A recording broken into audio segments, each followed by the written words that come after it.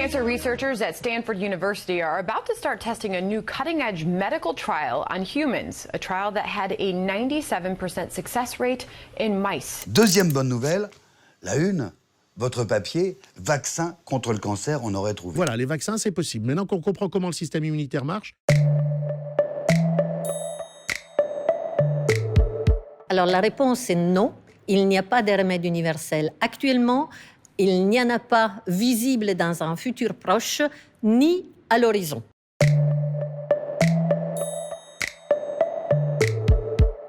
Nous avons 79 organes et plusieurs centaines de types différents de cancers. Donc, c'est un peu comme pour les maladies infectieuses, on n'a pas un seul antibiotique pour toutes les maladies. Pour le cancer, il faudra forcément développer des approches qui sont personnalisées et individuelles. On a des cancers pour lesquels on a des résultats absolument époustouflants, comme les cancers du sein, qu'on guérit maintenant dans 90% des cas au plus, certaines leucémies myéloïde chronique et certains sous-types de cancers. Mais on ne peut pas dire qu'on a le même résultat pour tout type de cancer. Le cancer du poumon, classiquement, du pancréas, de l'estomac, les sarcomes, les cancers ORL sont extrêmement agressifs et malins. On n'a pas de thérapie vraiment qui cible spécifiquement les cellules tumorales en épargnant les cellules normales et du fait aussi que ces cancers se développent très vite. Puisqu'ils se développent très vite, on les détecte quand le nombre de cellules tumorales dans l'organisme est très important. Du coup, on a du mal à tuer les cellules tumorales. On risque de tuer le patient si on veut tuer toutes les cellules tumorales.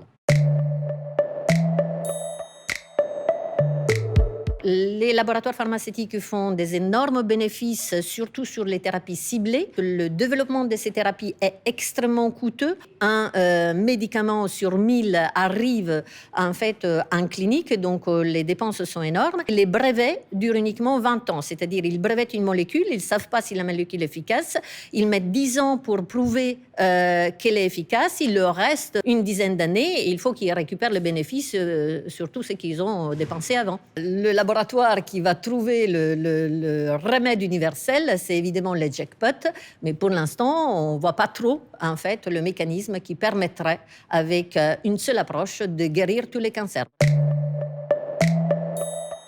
C'est extrêmement improbable que ces thérapies puissent guérir les patients. Il y a plusieurs cas de figure. En fait, quand la guerre est perdue, c'est vrai que s'acharner souvent avec des thérapies très lourdes qui apportent aux patients des douleurs, une qualité de vie extrêmement difficile, ça fait un sens de passer à des thérapies plus douces. Maintenant, si on dit thérapies douces qui peuvent résoudre le problème cancer, ça, effectivement, surtout à un stade avancé, on n'en connaît pas.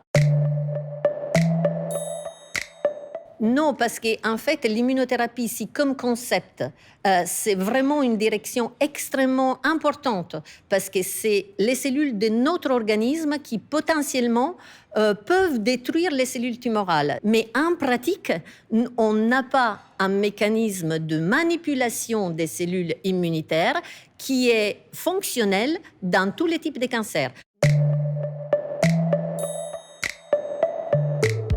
Le cancer est créé par des cellules qui sont de notre organisme, alors que la grippe est créée par des virus. Il faut trouver la différence entre ces cellules cancéreuses et les cellules normales. Et ça, c'est très difficile.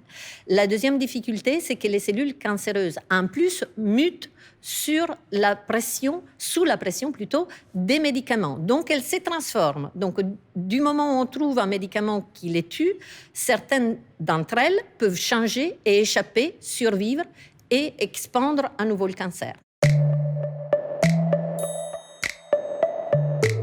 C'est vraiment un but de la médecine moderne, c'est-à-dire de détecter le cancer au stade le plus précoce possible. Nos armes, les chimiothérapies, l'immunothérapie, la radiothérapie, la chirurgie ont un effet énormément plus important et une capacité vraiment maximale d'éliminer le cancer. Deuxièmement, quand on arrive très très tôt, le système humain lui-même si on corrige les habitudes alimentaires, le style de vie, parce que c'est vraiment une grande arme, le système humain, peut éliminer le cancer quand il est au tout début et que le nombre de cellules tumorales est très très bas.